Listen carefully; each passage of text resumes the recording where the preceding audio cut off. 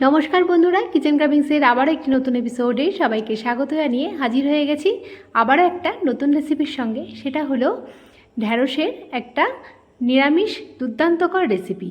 যারা ঢ্যাঁড়স খেতে পছন্দ করে না, এইভাবে যদি ঢ্যাঁড়স রান্না করা হয় তাহলে তাদেরও ভালো লাগবে। আশা করছি রেসিপিটি সকলের ভালো লাগবে। ভালো লাগলে একটা লাইক, কমেন্ট, শেয়ার করার অনুরোধ থাকলো। পাশে থাকা বেল আইকনটি প্রেস করে সঙ্গে থাকবে নেক্সট রেসিপি দেখার জন্য। আর ভিডিওটা একটু স্কিপ না করে পুরোটি দেখার অনুরোধ থাকলো বন্ধুদের কাছে।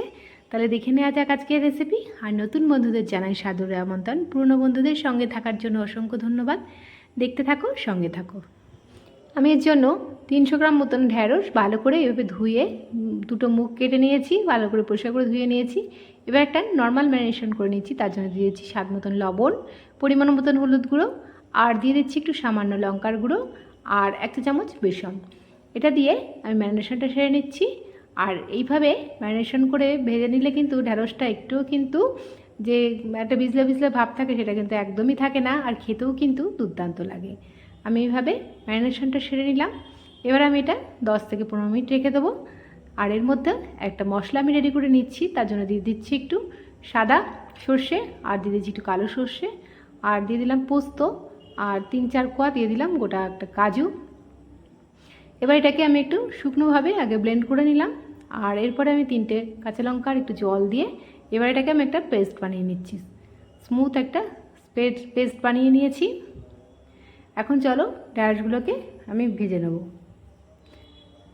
এবার আমি কড়াইটা গরম করে নিয়েছি। কড়াইতে দিয়ে দিচ্ছি একটু রিফাইন অয়েল। এটা রিফাইন অয়েল করলেই ভালো হবে ফ্রাইটা। পরে এটাকে আমি সরষে তেলে রান্না করব। আগে আমি ঢ্যাঁড়সটাকে ভেজে নেওয়ার জন্য আমি রিফাইন অয়েল ব্যবহার করছি। তেলটা গরম হলে আমি ম্যারিনেট করা ঢ্যাঁড়সগুলোকে ভেজে নিচ্ছি। লাল লাল করে দুপিট এপিট ওপিট করে আমি ফ্রাই করে নেব। এইভাবে ঢ্যাঁড়স রান্না করলে কিন্তু দারুণ লাগে খেতে। ভাত, রুটি, পরোটা সব কিছুর সঙ্গেই কিন্তু দারুণ লাগে খেতে। যারা ঢ্যাঁড়স পছন্দ করে না তারাও কিন্তু এইভাবে ঢ্যাঁড়স রান্না করলে একদম চেটেপুটে খাবে। দেখো এক পিঠ ফ্রাই হয়ে গেছে, উল্টো পিঠটাও কিন্তু আমি একইভাবে ফ্রাই করে নিচ্ছি।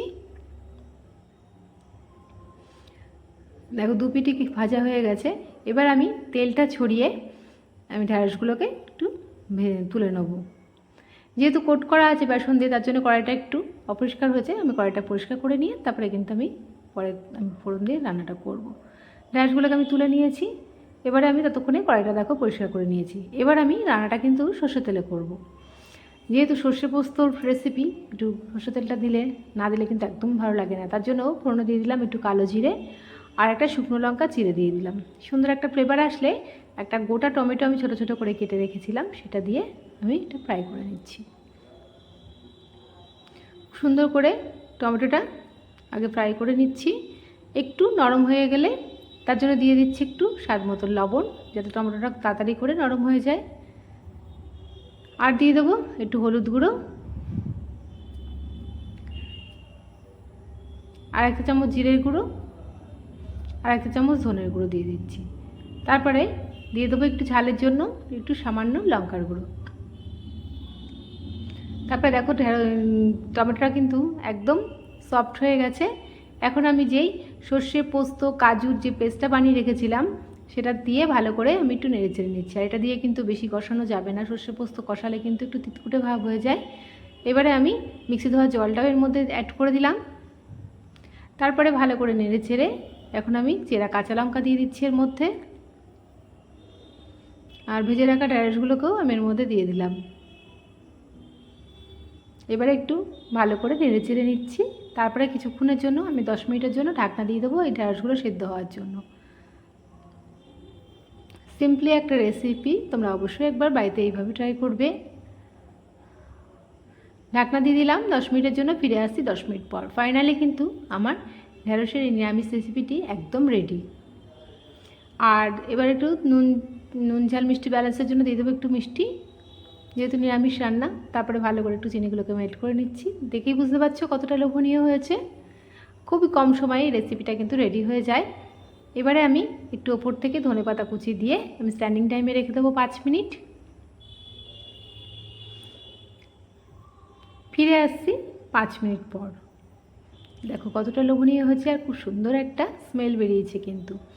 এখন আমি এটা প্লেটের মধ্যে এটা সার্ভ করে নিচ্ছি। এটা ভাত, রুটি, পরোটা সব কিছুর সঙ্গে কিন্তু দুর্দান্ত লাগে। তোমরা অবশ্যই একবার এইভাবে ঢ্যাঁড়সের নিরামিষ রেসিপিটি অবশ্যই বাড়িতে ট্রাই করে ফেলো দেরি না করে। আশা করছি রেসিপিটি সকলের মন জয় করতে পারবে। ভালো লাগলে আবারও বলছি একটা লাইক, কমেন্ট, শেয়ার করানোর থাকলো। পাশে থাকা বেল আইকনটি প্রেস করে সঙ্গে থাকবে নেক্সট রেসিপি দেখার জন্য। আজকের মতন এইটুকুনি, আবার আসবো নতুন নতুন রেসিপি নিয়ে। নেক্সট রেসিপির আমন্ত্রণ জানিয়ে এখানেই বিদায় নিলাম। ভালো থাকবে, সুস্থ থাকবে, ধন্যবাদ।